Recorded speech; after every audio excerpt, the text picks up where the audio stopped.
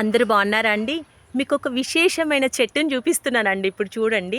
ఇది గరుడ ముక్కు చెట్టు అంటారండి. ఈ గరుడ ముక్కు కాయలు చూసారా ఎలా ఉన్నాయో? ఇది ఎక్కడ పడితే అక్కడ మొలవవండి. ఇవి మరీ వనము అంటారు చూడండి, అడవులల్లో అక్కడ మొలుస్తాయండి ఇవి. అనుకోకుండా మాకు తెలిసిన వాళ్ళ ఇంటి దగ్గర మొలిసాయండి. వీటి ప్రాముఖ్యత చెప్తే ఆశ్చర్యపోతారండి మీరు.